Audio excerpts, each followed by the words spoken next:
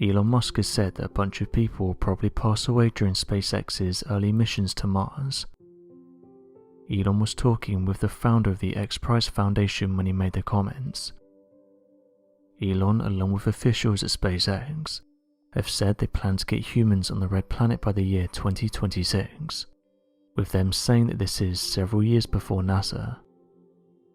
Elon said the following: "Going to Mars reads like that advert for Shackleton going to the Antarctic.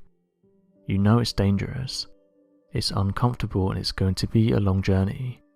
You might not come back alive, but it is a glorious adventure and it will be an amazing experience. Yeah, honestly, a bunch of people will probably die in the beginning. It's tough going over there." End quote. He went on to say the following after the successful year SpaceX has had. "For the first time in the 4.5 billion year history of Earth, it's been possible to extend life beyond Earth and make life multiplanetary. Humanity is the agent of life, and we have an obligation to ensure the creatures of Earth continue. Even if there is a calamity on Earth, whether it's man-made or a natural calamity, if you look at the fossil record, there are many mass extinctions. It's about ensuring we pass that threshold, where it's self-sustaining if some calamity prevents the ships from going there. What comes first? A self-sustaining city on Mars or World War III? It will be a fun and a great adventure, but it will not be a luxurious thing to start." End quote. He's currently working with experts and astrophysicists that are in the process of devising new ways to replenish the Martian atmosphere. Not only that, but they also plan to repair the planet's ecosystem to make it sustainable for human life. They hope to have achieved this by 2030. The idea of colonizing Mars is an interesting one. It's definitely been in our scope for a while now, but some argue that the missions will be pointless, saying it's going to cost hundreds of billions of dollars to put humans on Mars, so why don't we use that money to help people on Earth? It's fair to say that our planet has many problems, a lot of which could be solved with money. Interestingly though, the late Professor Hawking explained why we need to colonize other planets, saying that it's overwhelmingly known that CO2 emissions, though originally a major factor in the issue of climate change, is not alone as an acting greenhouse gas. In fact, natural water vapours and methane is a far more pressing issue regarding climate change. This is due to the fact that as temperatures have increased on the planet, this has caused more water from the ocean to form, which in turn creates more heat and more vapours, causing a snowball effect on greenhouse gases. Additionally, the agriculture industry is responsible for the majority of methane produced via the large population of cows. There are over 1 billion cows constantly digesting and releasing methane into the air, that is responsible for more trapped heat compared to CO2 emissions by an additional 18%. Now, many people just assume that by reducing their emissions, we can stop the global warming issue altogether, but this is far from the truth. Many climate change experts compare the analogy to that of a car speeding towards a canyon. Reducing the speed will help to buy more time, but until the speed is zero, we're still racing towards the end. Even if the emissions are dropped by 99%, given the fact that water vapours in the atmosphere are growing each year, the situation of our planet will continue to decline as well. Considering a 100% reduction of fossil fuels, including methane caused by cows and CO2 caused by industry, seems to be an absolute impossibility. Efforts to prevent global warming seem fruitless. Within the next 100 years, the damage could be so bad that many plants used in agriculture will become completely extinct. Many experts have said this is one of those situations where, although we can help our Earth, the damage has been done, and we need to look for other ways to sustain ourselves, with some saying that humans could eventually become in the future a spacefaring species, travelling from planet to planet and using its resources to sustain us. Quite possibly one of the most thought-provoking arguments made by Dr. Stephen Hawking was his claims made about the probability of events that could spell disaster for the whole of humanity.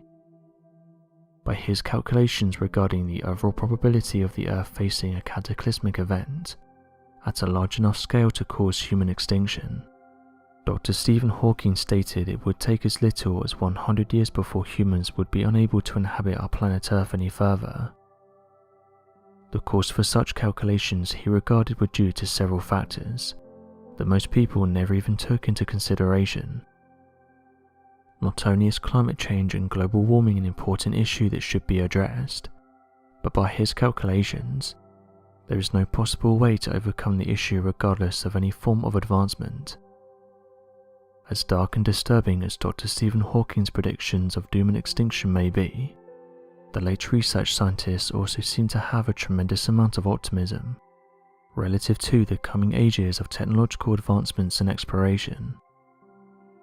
Dr. Stephen Hawking argued that if such an extinction-level event can be overcome, not only will humanity become far more united in its overall pursuits, but it will be a spacefaring species with self-resilience, renewable resources and technological innovations that will have dwarfed all past human creations. Dr. Stephen Hawking most notably refers to us as planetary colonizers, and makes the overall suggestion that not only will Earth be our home, but many of the other celestial bodies in the solar system may find themselves colonized equally as well. The Dyatlov Pass incident is one of the most well-known mysteries. It's been featured in various TV shows and has been covered various times. The most recent news to come from this region though is that a group of tourists have recently vanished, and this was after they researched the incident and wanted to check out the area for themselves. The majority of tourists were from Moscow, and it said the group were fascinated by the events that unfolded on the mountain. It was this curiosity that made them plan a trip to the Ural Mountains. Officials started to worry though, as the team should have checked back in by the 10th of February, but they failed to do so. One official said the following: "They have not returned yet and there's no contact with them." End quote. Officials expressed more concern when they noticed that the group had failed to register their movements in the area. This is normally done by telling officials in the region what you plan on doing and where you plan on going. According to the Ministry of Emergency Situations, they have said that several groups had signed up, but this group had failed to do so.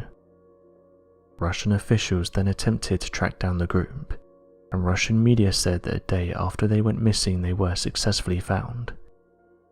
The group said they had encountered bad weather on the mountain, and this stopped them from being able to check in. Something to note though is that these reports are limited, causing some to say that perhaps other groups suffered a similar fate to those in 1959. In many people's eyes, the Dyatlov Pass incident has remained a mystery, but now scientists from the Swiss Federal Institute of Technology have said they finally closed the case on what happened. The Swiss Federal Institute of Technology used state-of-the-art technology and created computer models to prove their theory. Scientists said that what actually happened was an unusual type of delayed avalanche. For those unaware, the Dyatlov Pass incident happened back in 1959. At the time, the Soviet Union was still hidden behind the Iron Curtain that blocked all information from effectively getting out into the media, or even the rest of the world. During this era, a mysterious incident had occurred that still inspires fear and curiosity in the modern day. Known as the Dyatlov Pass incident, 9 ski hikers went up into the northern Ural Mountains between the 1st and 2nd of February, in the hopes of conquering the area that was feared by the locals due to superstitions and strange rumours. These hikers would hope that in exploring the region, that would put to rest any worries the locals had, and hopes that by doing this it would pave the way for new hikers to visit the area and enjoy the scenic beauty of the region. Unfortunately, this decision would lead to the death of the 9 highly trained and experienced hikers, and would solidify the superstitions of the area. On the 26th of February, a rescue team had discovered the group's abandoned and badly damaged tent that had been established on the slopes. The sight seemed perplexing, as it became apparent that the tent was cut open from the inside, as if the group had begun panicking and cut through the tent in an effort to get away from something that was attacking them. The bodies of each of the individuals in the group were found in a nearby ravine, and this was after following their tracks in the snow, which only led to more mysteries as the majority of the bodies recovered were dressed only in their underwear, as if they ran out into the darkness of the snow without first getting dressed, and then presumably froze to death. As the investigation continued and the bodies of the deceased were put under examination, the theory of hypothermia soon came into question. Medical examiners discovered that each person suffered from internal injuries, commonly seen in a car crash, or after a massive amount of pressure and force comes into striking contact with a person. This led many to believe that perhaps the individuals were attacked by a non-human entity, capable of causing such terrible force and leading to their deaths. Unfortunately, this theory and others like it can never be confirmed nor denied. With that being said, fast forward to the present day, and researchers from the Swiss Federal Institute of Technology have said they've cracked what happened. After creating different models and scenarios, the team said that what most likely happened was the team caused a cut in the snow, and this was while they were settling down for camp. This in turn flattened a small section of the surface, which they described was a shoulder. This did this because they believed it would shield them from the elements. The scientists said though this was where they made a fatal error. Creating this shoulder led to it creating an avalanche, the thing they said eventually caused their demise. When questioned about the hikers and how they were found in unusual places, and even with certain body parts removed, they said that this was normal, and this is usually seen when a slab avalanche hits. Professor Alexander Puzrin, one of the lead researchers at the Swiss Federal Institute of Technology, said that the cut snow and an unusual weather events known as katabatic winds was enough to trigger the events that unfolded. Katabatic winds carry strong air down a slope, which in turn helps it carry snow. The professor said the following: "The katabatic wind probably drifted the snow and allowed an extra load to build up slowly. At a certain point a crack would have formed and propagated, causing the snow slab to release." End quote. Co-author Dr. Johann Geim said the following: "We used data on snow friction and local topography to prove a small slab avalanche could occur on a gentle slope, leaving few traces behind." End quote. The mountain where the hikers were is notorious for strange happenings and for being hazardous. In fact, the mountain's name means "don't go there" in the language of the Mansi. Scientists have said the case can now be laid to rest, and that the hikers were unfortunately in the wrong place at the wrong time.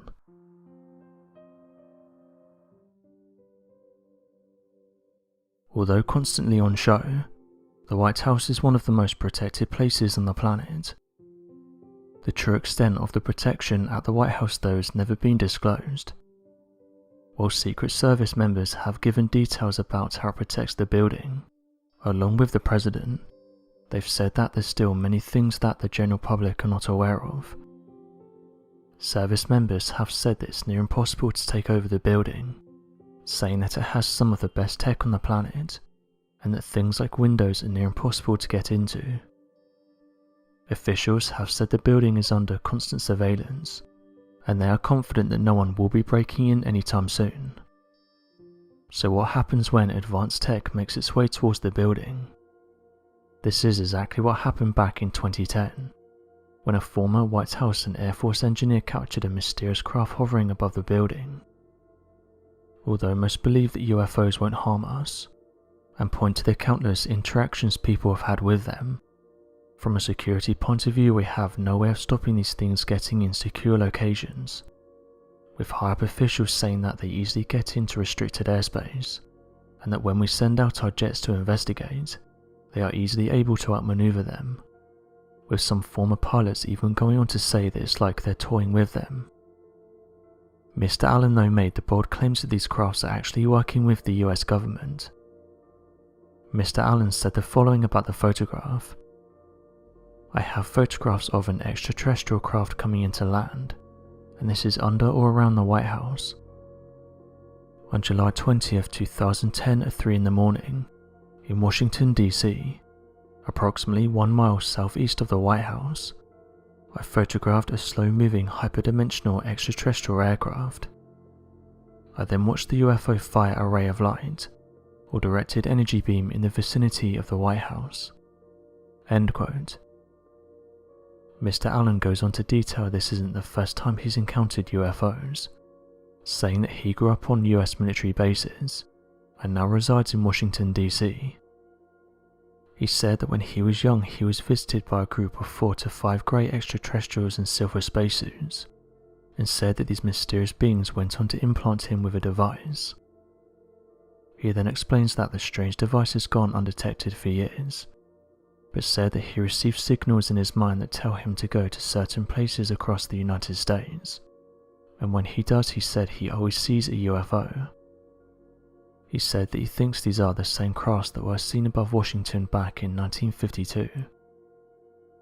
Many people will report that if aliens truly existed, then these extraterrestrials and visitors from another planet would quickly fly to the leaders of our world and confront them with their concerns and agendas.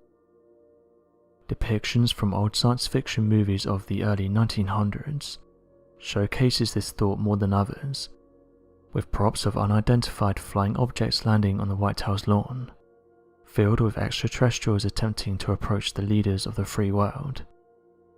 However, what many are not actually aware of is that back in 1952 this very much proved to be the case. Later referred to by Project Blue Book specialists as the invasion of Washington, D.C., for roughly 8 consecutive days from July 19th to July 27th, the most publicized sightings of UFOs took place over the nation's capital.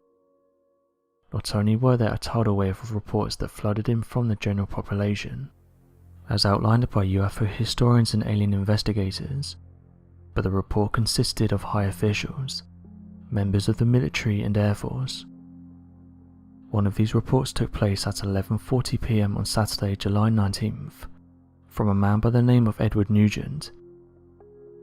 Mr. Nugent was an air traffic controller at the Washington National Airport and detected 7 objects on his radar moving at speeds, flight patterns and directions that no known human craft could have produced at the time. Nugent later wrote the following: "We knew immediately that a very strange situation existed. Their movements were completely radical compared to those of ordinary crafts." End quote. This was merely the first report out of countless of hundreds of sightings that took place during that time. This later caused a climax by the President Harry Truman, who ordered the Air Force to investigate and provide an explanation for the wave of sightings and odd radar information data. This further led to the involvement of the Central Intelligence Agency that worked with the Office of Scientific Intelligence and the Office of Current Intelligence to lead their own investigations into the matter. This would lead to the creation of a supposed alien organization branch within the Central Intelligence Agency that specifically handled such investigations. Given the credibility of the witness reports, the information received by the air traffic controllers, and radar data specialists and further investigations led by the Central Intelligence Agency, the existence of extraterrestrial involvement seems certain. Robert Hastings gave a speech at Washington, D.C., in which he said the following: "The witnesses have described these crafts as being in the shape of a disc, or cylindrical shaped. In 1966, according to launch officer David Shaw, his missiles were temporarily activated, just as his security guard reported a bright light moving from missile to missile." End quote. Mr. Robert Hastings' speech was not concerned with the proof of extraterrestrial life, nor the political and scientific implications of the findings. His number one concern was surrounding one issue and one issue only: national security. Researchers have said that these crafts seem to have an interest in our weapons, and have even been observed deactivating them. It's only been in recent years that we're now starting to understand how frequent these crafts visited restricted regions. Pilots have reported it's not uncommon for them to see these crafts while on routine flights, and that when they do, they're usually told not to talk about them. However, some now think a shift is happening, and that soon we may be told the truth about what's going on, while others aren't so excited, and have said that hundreds of millions has been spent on disinformation, and that it's unlikely that high up officials will release anything of interest. So what do you make of this mysterious photo, and why do you think we're not able to catch up to these things in modern day jets? Be sure to leave your questions and answers in the comment section below, and help us to grow this community while working to solve these unexplained mysteries. Thank you for watching, and don't forget to subscribe for more videos.